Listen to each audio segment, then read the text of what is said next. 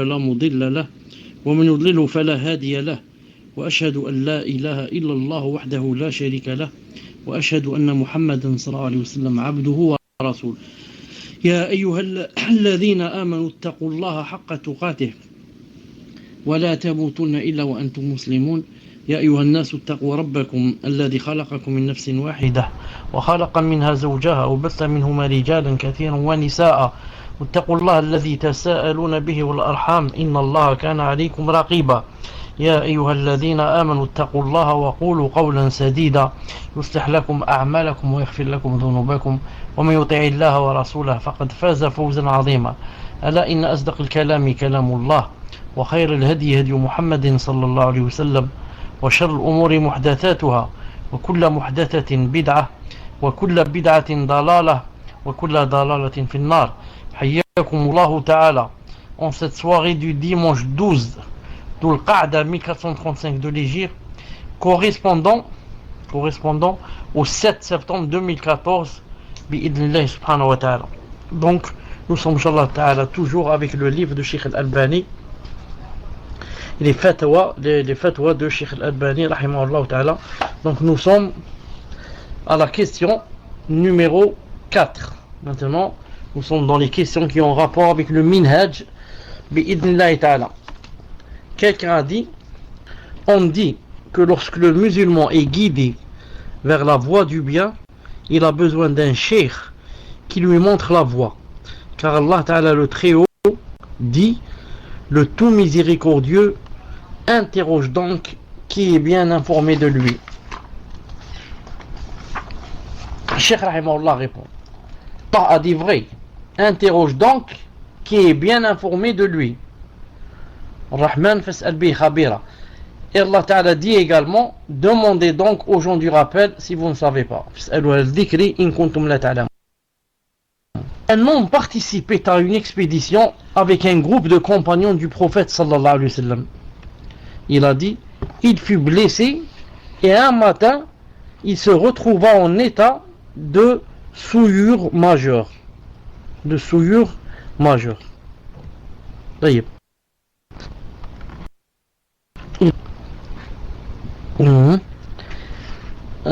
Il devait donc faire le lavage. Il interrogea son entourage afin de trouver une dispense pour ne pas faire le lavage, mais ils lui dirent le lavage est obligatoire, alors fais-le.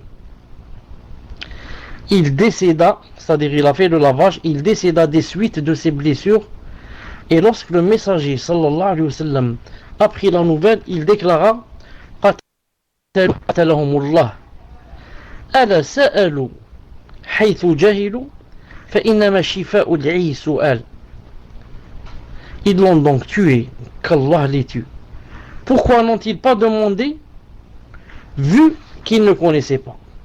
Certes, la solution à l'ignorance est la question, comme ça dit le prophète sallallahu alayhi wa sallam dans le hadith rapporté par Abu Daoud.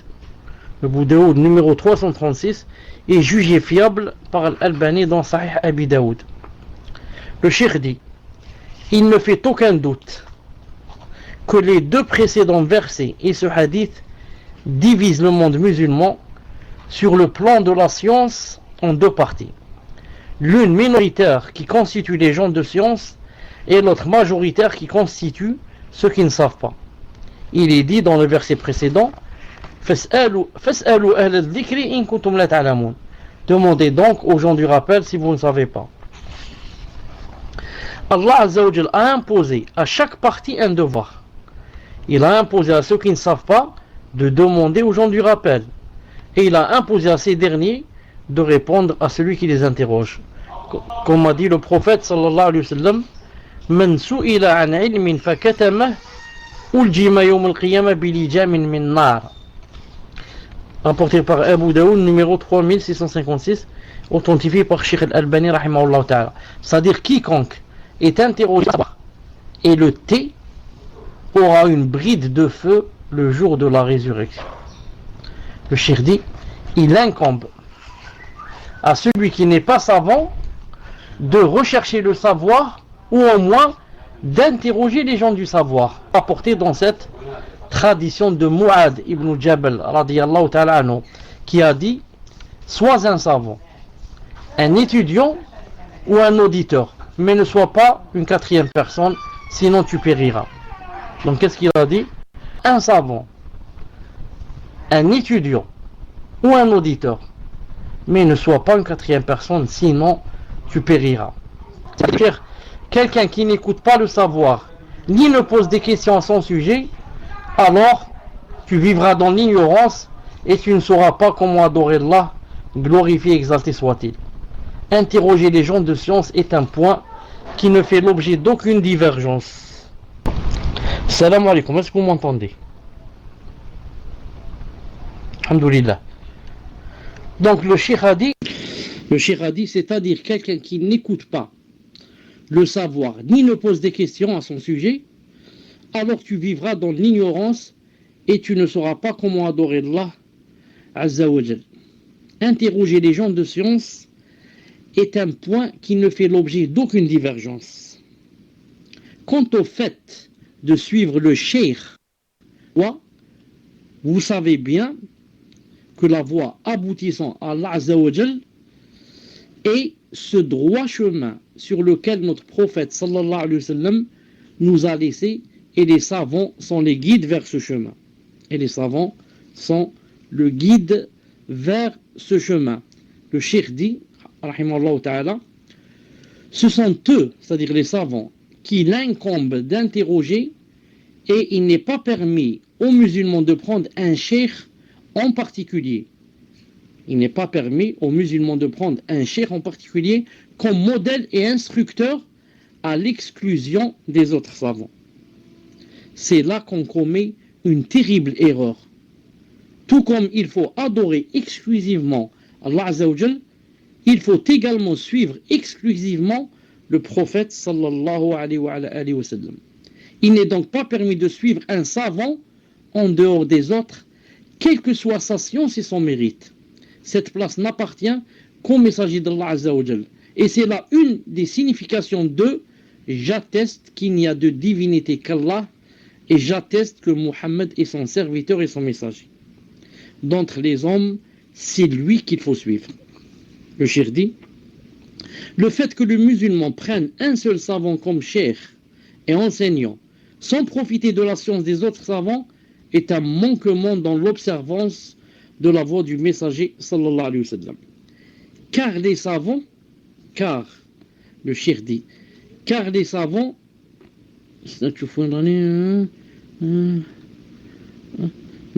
car les savants doivent être pris comme guides qui nous indiquent la voie que suivait notre messager sallallahu alayhi wa sallam. Quel que soit le savant et sa science, il est semblable aux autres lorsque Allah subhanahu wa ta'ala dit وَمَا أُوتِيتُم مِّنَ الْعِلْمِ إِلَّا قَلِيلًا, et on ne vous a donné que peu de connaissances. Al-Isra 85. Le cheikh dit, c'est une ancienne légende soufie, à savoir que chaque musulman doit avoir un cheikh. Pour notre part, nous disons, tout musulman doit être érudit, ou apprendre, ou écouter, sinon il périra. Quant au fait de prendre un cheikh en particulier, c'est l'œuvre des démons. C'est l'œuvre des démons. Nous implorons Allah Azza wa Jal de nous accorder de suivre le livre et la sunna selon la voie des pieux prédécesseurs et de nous éloigner des voies à la tête desquelles se trouve un démon qui appelle les gens. Et voilà mon rectitude, suivez-le donc et ne suivez pas les sentiers qui vous écartent du savoir. Louange à Allah, Seigneur des mondes. Donc, conclusion de la réponse à cette question, c'est que quoi? C'est que nous, alhamdoulilah, on suit tous les savants. Et on n'a pas, comme les soufis, un seul cheikh. Les soufis te disent, tu dois avoir un cheikh. Un cheikh spécialement pour toi. Tu ne dois pas avoir deux ou trois, un seul. C'est vers lui que tu reviens dans toute chose. Si tu veux te marier, il faut qu'il te donne l'autorisation. Tu veux voyager, il faut qu'il te donne l'autorisation. Tu veux faire le commerce, il faut avoir d'abord son autorisation. Tu veux, il y a des, comment on dit, déménager vers une autre ville, tu dois avoir son autorisation. Et comme ils disent, celui qui n'a pas de shirk, son shirk est le shaitan. Et ils disent aussi, tu dois être entre les mains de ton shirk, comme le mort doit être entre les mains de celui qui le lave. Le mort, quand il est entre les mains de celui qui le lave, est-ce qu'il peut faire quelque chose? Il ne peut rien faire. Non. Donc, toi aussi, avec ton shirk, c'est-à-dire, non, il faut être très dévoué envers son shirk. Et tu n'as jamais le droit de faire une remarque. Encore moins de lui dire, par exemple, pourquoi tu es en train de boire de l'alcool? Ou alors, pourquoi tu es en train, par exemple, d'enlacer cette femme? Non, il ne faut rien dire. Lui, il sait des choses que toi, tu ne sais pas. Et c'est toujours ce qui s'est passé entre Moussa alayhi salam et le Khadir. Pourquoi? Moussa lui a dit, pourquoi tu as tué cet enfant? Pourquoi tu as troué la barque? Pourquoi tu n'as pas pris en contrepartie d'avoir construit le mur? Et tu as vu que, à chaque fois, les réponses vraies étaient du côté de Khadir. C'est le Khadir qui avait raison dans ces trois questions. Donc toi aussi, avec le shirk, tu te tais. Même s'il boit de l'alcool, s'il fait quoi que ce soit, ne cherche jamais à comprendre pourquoi, et encore moins ne le critique pas. Ne lui dis pas tu es dans l'erreur. Ça, ce sont des soufis qui sont comme ça, ils vivent comme ça, billah, ils vivent dans la servitude des gens. Et bien sûr, les cheikhs alors profitent. Les cheikhs profitent de leur ignorance, de leur grande ignorance, de leur ignorance totale, et profitent de quoi? Des ténèbres dans lesquelles ils vivent, les cheikhs, les chouyours, des soufis doivent se dire, alhamdulillah, je demande à Allah subhanahu wa ta'ala que il ne leur ouvre jamais la porte de la science. Car s'ils vont apprendre, ils vont se retourner contre moi. Donc, alhamdulillah, ils sont des juhal, c'est moi qui commence, je lui dis, jette-toi du balcon, il doit se jeter, jette-toi dans la mer, il doit se jeter, va tuer telle personne, il doit le tuer. Alhamdulillah, je suis pour eux presque un dieu. Naam, alhamdulillah. Qu'Allah Ta'ala nous préserve. Mais Al-Sunnah wal-Jama'a, non. Disent, on a quoi? On a des ulama. Et regardez, Allah Ta'ala a dit, Fas'alu ahl al-dhikr. Fasik. Si vous ne savez pas, demandez aux gens de la science. Il n'a pas dit à l'homme de science, un homme. Aux hommes de science. Tu vas chez celui-là, tu lui demandes. Si jamais tu as toujours quelque chose dans le cœur, et tu trouves que le dalil n'est pas fort, ou ceci ou cela, tu vas vers un deuxième. Mais tu demandes, tu lui dis voilà. C'est la même chose, tu vas vers un troisième. L'essentiel, ne suis pas tes passions. Ne dis pas celui-là, il ne m'a pas plu car ça fait toi est difficile, donc ça ne me plaît pas, je cherche quelque chose de simple, de facile. Non, c'est pas comme ça. Mais si tu n'es pas convaincu, va vers un deuxième, vers un troisième, jusqu'à ce que, Inch'Allah Ta'ala, tu trouves que ton cœur est apaisé à cause des dalils qui sont forts, bi'idhnillahi Ta'ala. Taïb. Il se peut que certains tardent pour poser des questions ou alors n'ont pas de questions. Alors je passe à celle qui suit, numéro 5, puisque, Inch'Allah Ta'ala, c'est la dernière. Puisqu'elle est la dernière, le temps que les autres, Inch'Allah Ta'ala, cherchent des questions sur ce que j'ai dit. Bon, la dernière question, numéro 5, la dernière pour aujourd'hui. On dit, écoutez, c'est très important, on dit qu'il ne faut pas donner d'appellation telles que Salafi, Soufi, frères musulmans, Tahririte, etc. Musulmans, alors quelle est la nécessité de se donner une appellation précise qui est restreinte? Réponse. Nous avons déjà entendu ces propos. Tu as forcément entendu parler d'un certain Abd al-Halim, auteur du livre Tahrir al-Mar'a, la libération de la femme. Abd al-Halim était dans un premier temps notre disciple, était de ceux qui avaient fui l'injustice de Abd al-Nasir vers la Syrie. Abd al-Nasir, c'est le gouverneur, l'ancien gouverneur d'Égypte, Jamal Abd al-Nasir, vers la Syrie. Il a assisté à nos cours et a pris bon nombre de principes de la Salafiyya. Mais par la suite, le monde nous a séparés. Je me trouvais à Damas et j'allais voyager pour le Koweït. Lui avait ouvert une maison d'édition dont le nom est, me semble-t-il, Dar al-Qalam. Bref, je fus surpris lorsqu'il m'envoya 3 volumes de l'ouvrage précité. Or, il y avait très longtemps que j'avais connu ce personnage. Je ne retiens pas bien les noms. Je n'avais donc pas reconnu l'auteur. Ainsi, ou un appel téléphonique me disant qu'il voulait avoir mon avis sur le livre qu'il m'avait envoyé. C'est alors qu'il me donna le titre du livre et que je reconnus. Il vint et resta chez moi une semaine entière.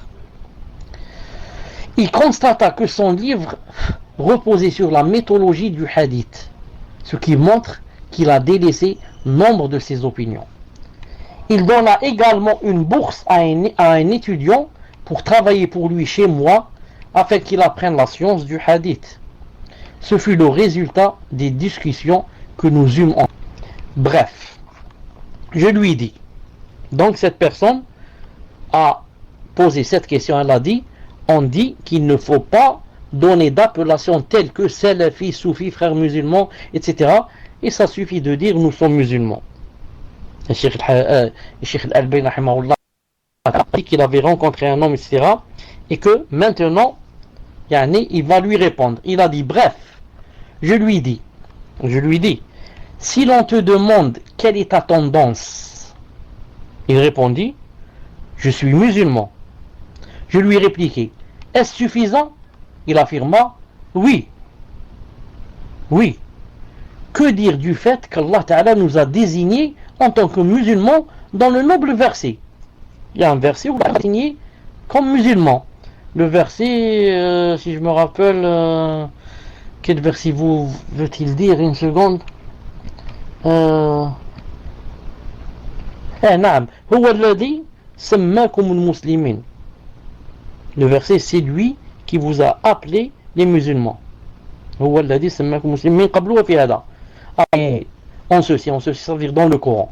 Donc Allah Ta'ala nous a appelé musulmans. Il dit vous êtes salaf. هو الذي سماكم المسلمين. Ça suffit. طيب, je lui dis. C'est dommage parce qu'ici ils n'ont pas cité le verset. Je lui dis, mon frère, ce serait une réponse concrète. Taïb, regardez la réponse de Cheikh Al-Albani. Si vous parlez avec quelqu'un, vous lui dites, ça ne suffit pas de dire on est musulman, il faut dire, par exemple, je suis salafi. Il va dire, Allah Ta'ala dit dans le Coran, c'est lui qui vous a appelé, vous l'a nommé les musulmans. Alors, qu'est-ce que tu réponds à ce verset? C'est clair. Qu'est-ce que tu vas répondre à ce verset? C'est pour ça que les savants, ce sont les savants. Les savants, ce sont les savants. Non. Taïb, Cheikh lui répond, mon frère, ta réponse aurait été correcte, serait correcte, si nous étions à la première génération avant la propagation de ces groupes. Non. C'est lui qui nous a nommé les musulmans, mais avant qu'il y ait les groupes. Et smahdi, maintenant c'est plein de groupes. C'est plein de groupes qui disent on est musulman. Donc, on se suffit à je suis musulman s'il n'y avait pas de groupe. Mais maintenant il y a des groupes. Bam.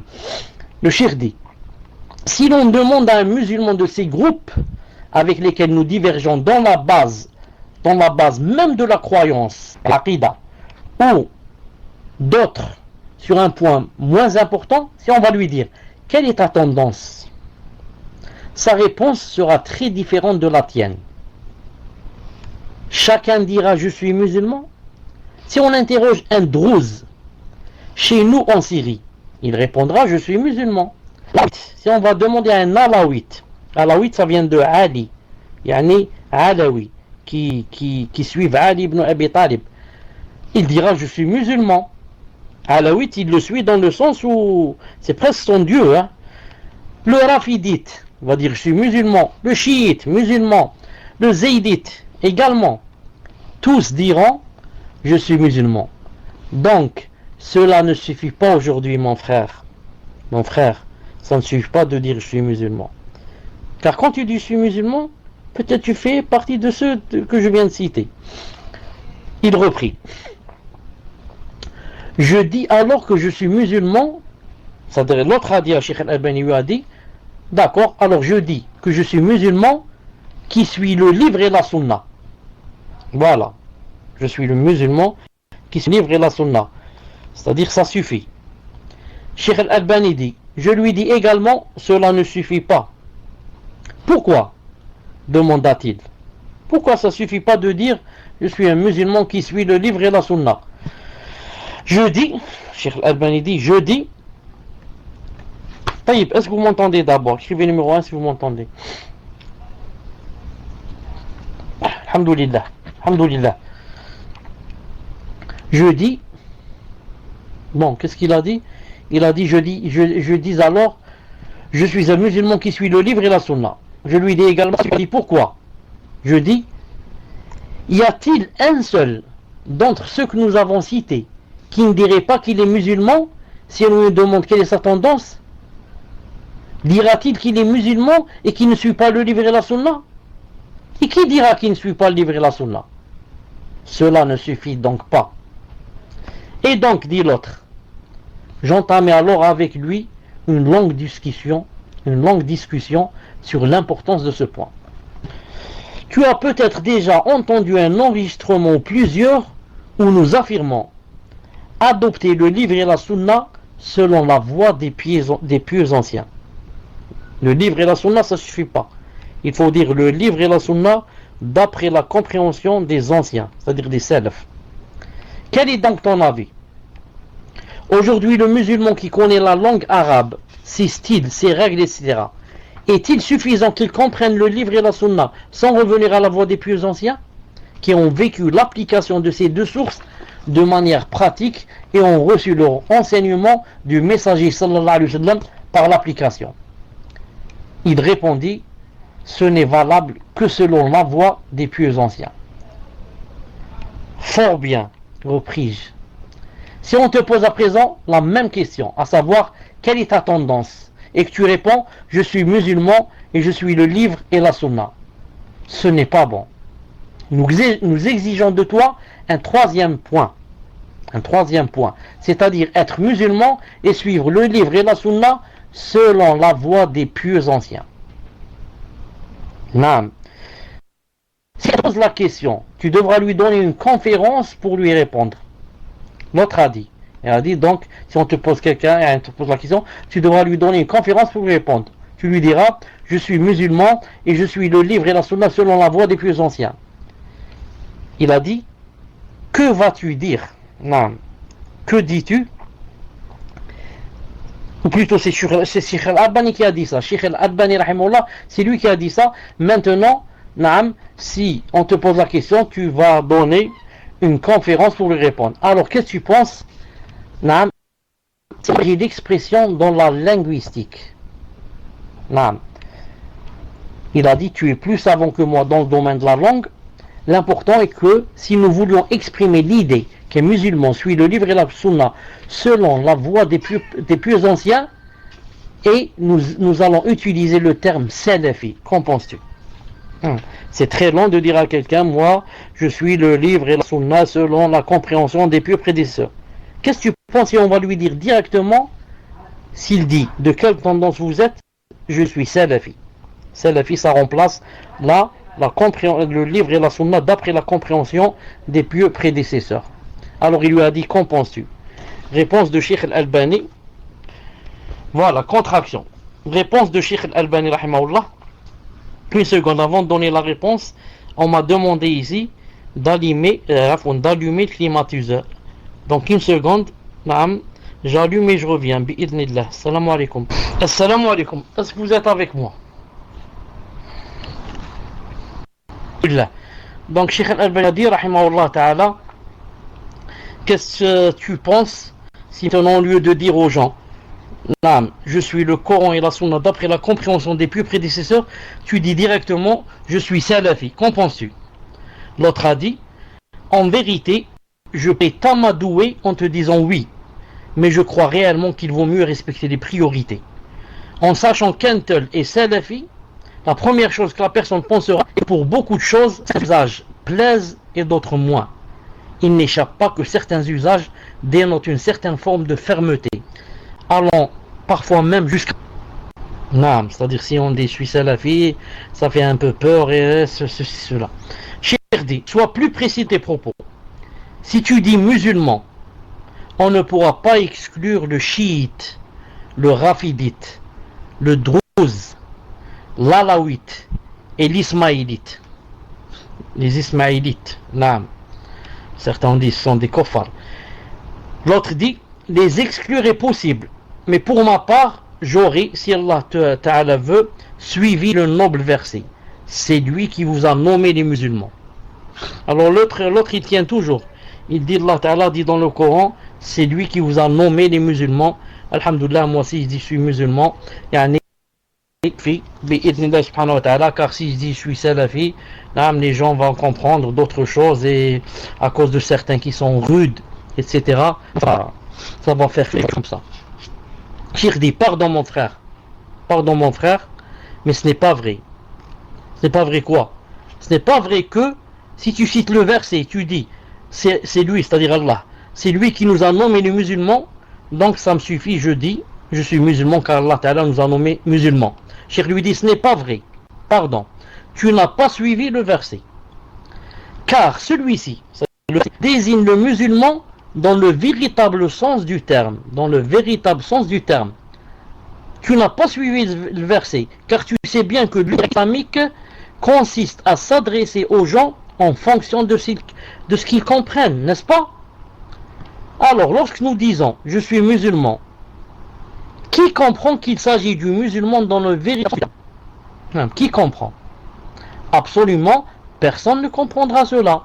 Voilà pourquoi les dangers que tu as évoqués à l'instant peuvent être vrais, comme ils peuvent ne pas. Lorsque tu dis qu'ils font preuve de fermeté, d'abord, cela pourrait être vrai pour certains, et non pas en tant que méthodologie scientifique et dogmatique. C'est-à-dire certaines preuves, certaines personnes peuvent être rudes, peuvent être ne pas avoir de hikmah, peuvent ceci, cela. Mais ça ne veut pas dire que la méthodologie des salafs, c'est elle qui est rude, c'est elle qui n'a pas de hikmah, c'est elle qui fait fuir les gens. Il faut faire la différence entre la méthodologie, voilà, elles ne sont pas représentatives.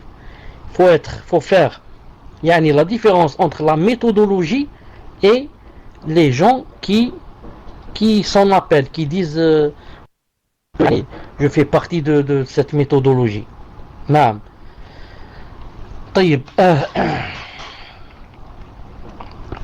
Donc il faut faire la différence entre la méthodologie elle-même et les gens qui s'en réclament.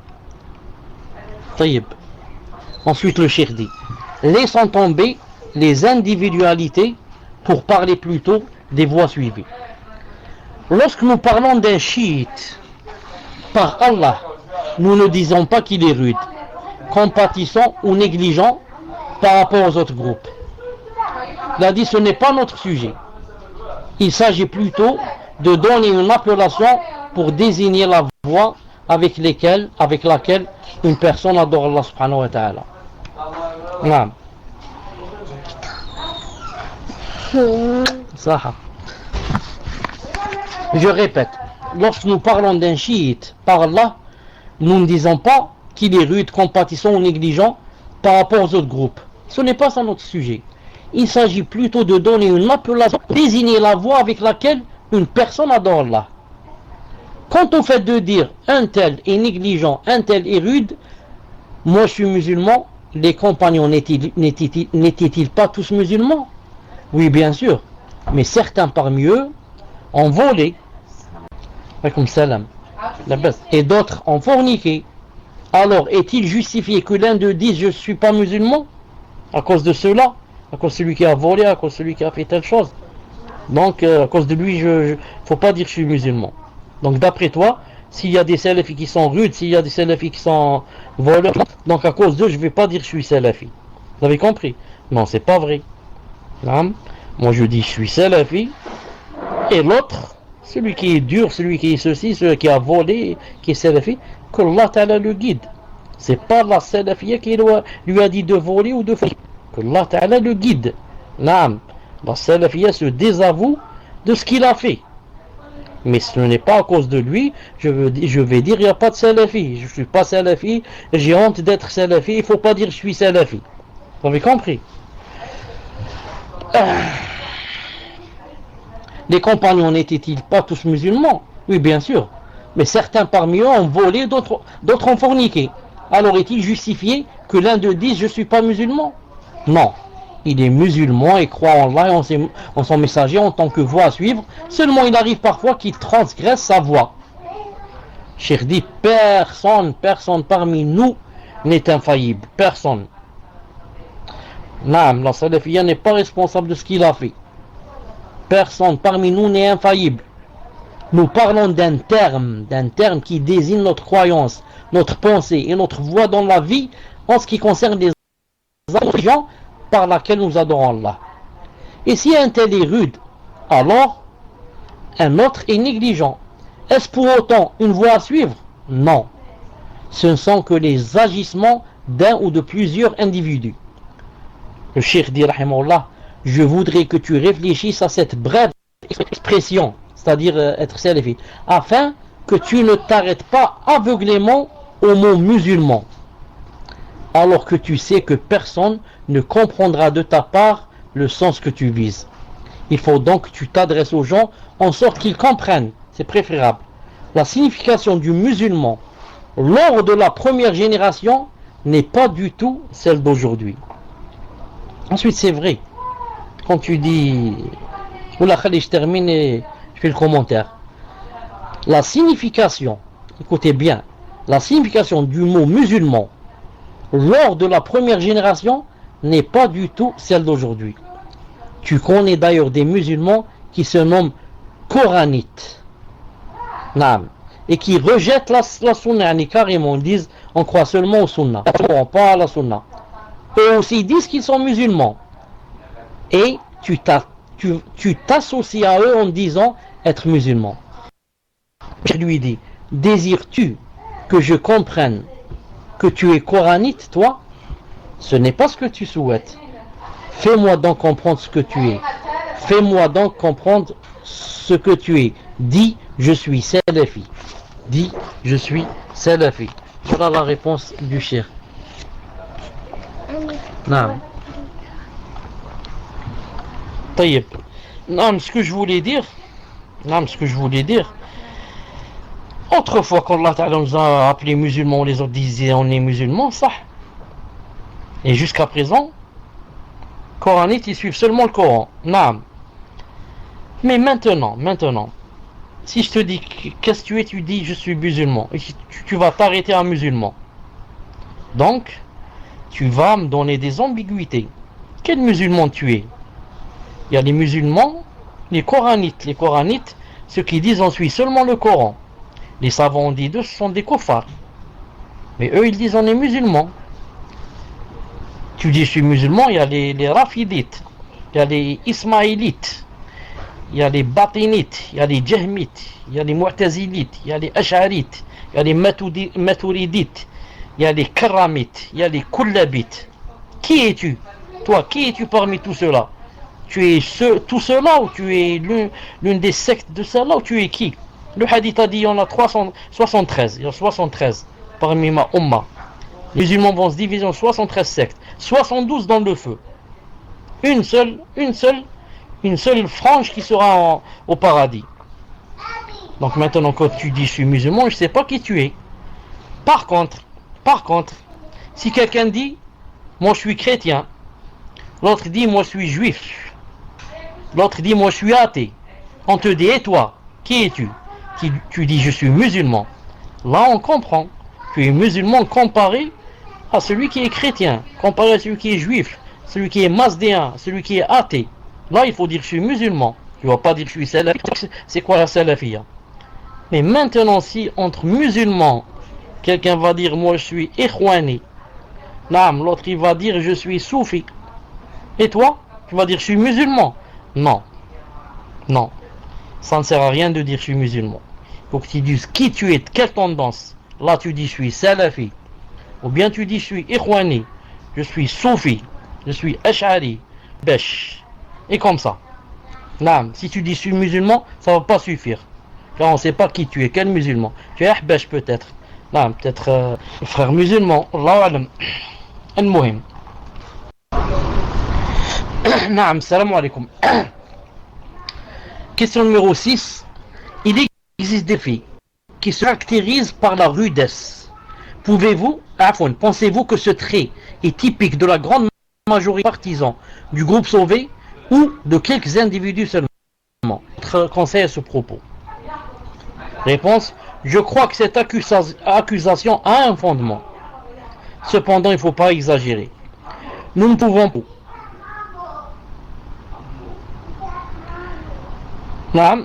pas nous disculper de ce défaut, mais je crois également que les opposants au message salafi exagèrent. Il y a plusieurs causes à cela, certaines étant propres à la nature du groupe et d'autres à celle des opposants. S'il y a un groupe qui ordonne le bien et condamne blâmable à l'échelle de l'ensemble des musulmans, c'est bien ce groupe-ci, c'est-à-dire les salafs.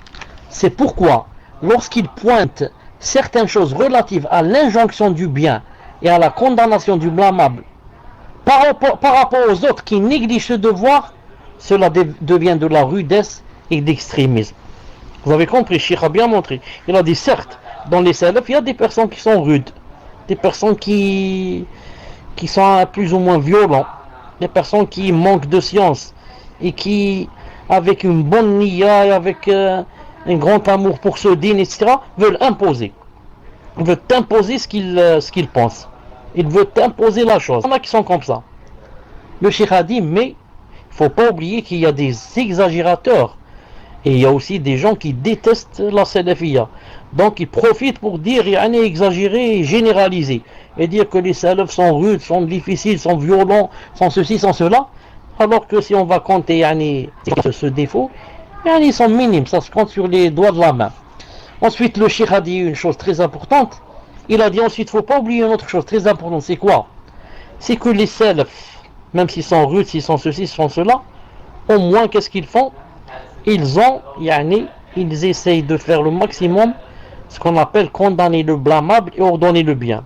Or les gens, les autres qui négligent cette chose et qui disent que par le moment qui te critiquent même, te disent pourquoi comme message et toi, laisse les gens vivre comme ils veulent, etc. Alors quand ils voient ceux qui veulent condamner le blâmable et blâmer plutôt ordonner le bien, alors ils les critiquent. Et ils disent qu'ils sont durs, ils sont ceux-ci, ils sont des extrémistes, etc. C'est comme les gens qui si tu fais par exemple, tu fais une contre quelqu'un, ils te disent pourquoi. Il ne faut pas juger les gens. Seul Allah juge. C'est-à-dire qu'il ne faut pas juger les gens. Il faut mettre en garde.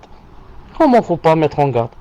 Le prophète n'a-t-il pas mis en garde contre le Messie Dajjal et les Khawarij et les Takfiri et les groupes?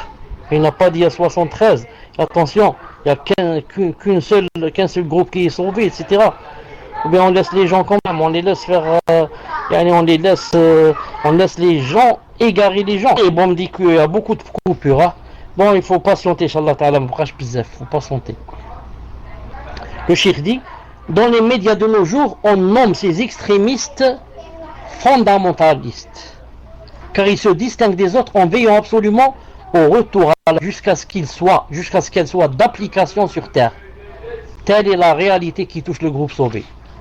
D'un autre côté, il peut aussi s'agir d'un défaut qu'ont certains et aucun groupe n'y échappe. Il peut y avoir parfois de la rudesse, comme le fait de se mettre en colère, ce qui ne convient pas. Mais on exagère le phénomène et il est généralisé à tout ce qui s'affilie à cette voie correcte, c'est-à-dire la salafiyya. Dès lors, le sujet sort du cadre de la réalité pour entrer dans l'imaginaire pour les deux raisons suivantes. Premièrement, c'est propre à la nature de ceux qui remplissent ce devoir que les autres remplissent peu ou rarement. Deuxièmement, c'est propre aux opposants qui n'acceptent pas cette voie, surtout lorsqu'il s'agit de remédier à des problèmes que l'on dit être secondaires. Quand tu veux montrer une chose à quelqu'un ou bien interdire quelque chose de blâmable ou là, qu'est-ce qu'on te dit toujours? On te dit que ce sont des choses secondaires. Je ne vois pas pourquoi vous parlez de ça maintenant, alors que nos frères sont tués à Gaza et nos frères sont tués en Afghanistan ou je ne sais où, on on les étrangle, on les tue, on les brûle, on se sait, et toi tu viens de parler ici de yani siwak et je ne sais quoi, sont des choses secondaires, ou même des épluchures, comme ça ils disent. Les frères musulmans, qu'est-ce qu'ils disent? Surtout eux. Ils te disent ça c'est une épluchure. Il faut parler de plus important. Plus important c'est comment devenir membre dans le Parlement. Comment détenir les rênes du pouvoir. Comment devenir une grande responsabilité, avoir une grande responsabilité pour, entre parenthèses, za'ma, je dis za'ma 3 fois, appliquer la charia et instaurer le califat, Allahu Akbar. Instaurer le califat, Allahu Akbar. Le califat, khlas, il a été instauré à Bagdad. Il est à Bagdad chez le Dajjal, comment il s'appelle, Baghdadi. Le Dajjal Baghdadi a maintenant instauré le califat. Je ne sais pas ceux qui étaient présents peut-être pendant le Ramadan, quand j'ai parlé du Dajjal Baghdadi. Si certains sont présents peuvent confirmer. Quand j'ai dit que c'était un coup monté par les États-Unis et les Juifs, les sionistes. Non, spécialement j'ai dit, ils ont mis le Baghdadi spécialement pourquoi? Pour qu'ils attirent tous les terroristes qui sont à droite, à gauche, pourquoi? Pour les ramener sous eux. Et j'ai dit que, et vous allez voir, ils vont leur fixer un jour, et ils vont les bombarder, un par un. Et alhamdoulilah, subhanallah l'azim, c'est exactement ce qui se passe. Il les a réunis et maintenant il commence à les bombarder. Et bien sûr, on bombarde pas Baghdadi. Le Baghdadi il est dans une ville là quelque part en Suède ou là au Canada ou là, naam. C'est pas lui qu'on bombarde, mais lui il est payé pour faire ce rôle. Mais pour attirer, tous les djihadistes, qu'on appelle les djihadistes, et pouvoir les exterminer d'un coup. Subhanallah al-Azim, alors que les takfirim sakan et les juhal et les khawarij et les ignorants, les ignares, les imbéciles, les analphabètes, subhanallah al-Azim, ils sont contents. On a fait le califat et on a un calife maintenant, il est à Bagdad. Allahu Akbar, la ilaha illallah, Allah ilaha illallah. On a le califat, tu as le califat. Espèce d'abruti, espèce d'ignorant, on joue de toi. Tu laisses, non, on joue de toi, tu les laisses comme ça rire de toi. Tu les laisses, te faire des guet-apens comme ça. Non, ce qu'on appelle attrape-nigo. Moi, je vais vous dire une chose que je n'ai jamais dite, je vais vous la dire aujourd'hui. Moi, jusqu'à présent, je ne suis pas encore certain que Ben Laden est mort. Croyez-moi ou riez ou ne croyez pas. Je ne suis pas encore certain que Ben Laden est mort. Ben Laden c'est quelqu'un miskin, on a joué de lui, on l'a mis dans un rôle aussi, et quand sa mission est terminée, on a dit voilà ta mission est terminée. Maintenant, qu'il soit au Canada ou quelque part, ou peut-être qu'on lui a fait même l'esthétique, qu'on lui a changé son visage ou je ne sais pas, qu'il vit quelque part, Allahu alam. Où est la preuve qu'il est mort? Où est la preuve? Quelqu'un comme Ben Laden qui meurt et les Américains le tuent et ne montrent même pas une photo, même pas. Ah ça c'est, moi j'accepte pas ça. Moi je suis pas un enfant pour accepter ça. Pourquoi Saddam Hussein? Pourquoi quand on l'a tué, on l'a montré en direct. Regardez en direct comment on le pend. D'Allah comment ils l'ont pendu en direct. Bien sûr, ce sont les Rawafid qui l'ont tué, vous savez. Ce sont les chiites. Non. Kadhafi en direct. Ben Laden est plus dangereux que Saddam Hussein et Kadhafi réunis. Plus dangereux 20 fois, 30 fois, 100 fois plus dangereux. Et on ne le montre pas. Il est mort, on l'a jeté à la mer. C'est un requin, on le jette à la mer. Non, c'est pas possible. Et ça ne rentre pas dans la tête comme ça facilement. Non. Ils sont très dangereux, intelligents. Tu vois, le Mossad, c'est pas n'importe qui. Le Mossad, avec la CIA et je ne sais qui, l'FBI, c'est pas une chose facile. La Qaïda des années, voilà, des années. La Qaïda. Maintenant, il n'y a plus la Qaïda. La Qaïda a terminé sa mission.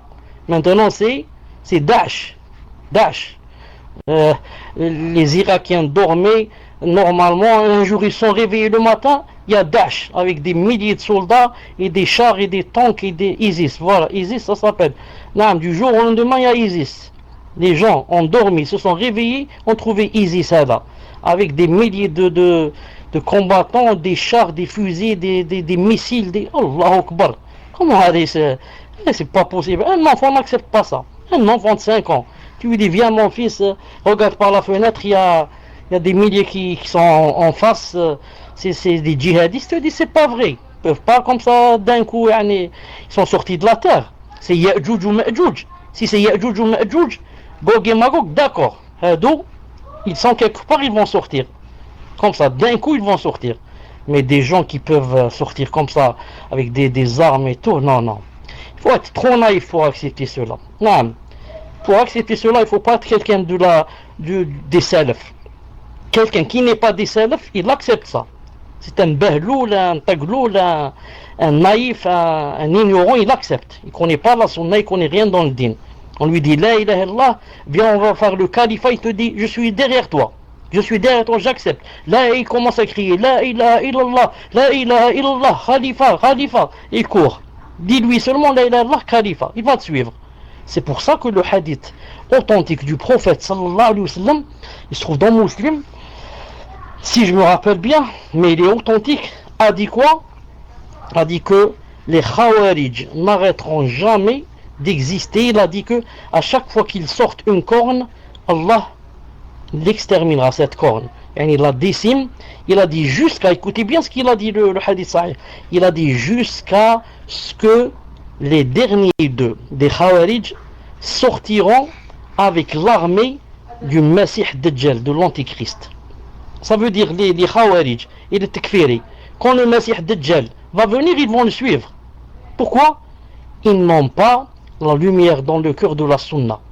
Ils n'ont pas... Ils suivent n'importe qui. Quiconque dit La ilaha illallah Muhammad Rasulullah, le califat, ils le suivent. Quand le Messie Dajjal va venir à la fin des temps, ils vont le suivre. A'udhu billah. Hadith authentique. Il a dit, ils seront حتى يخرج آخرهم في أعراض الدجال, jusqu'à ce que le dernier sorte dans l'armée du Dajjal. Que Allah Ta'ala nous préserve. C'est vraiment grave, c'est vraiment grave. Naam. Donc voilà, Inch'Allah Ta'ala, pour aujourd'hui. Voilà pour aujourd'hui. سبحانك اللهم وبحمدك أشهد أن لا إله إلا أنت أستغفرك وأتوب إليك. السلام عليكم ورحمة الله وبركاته.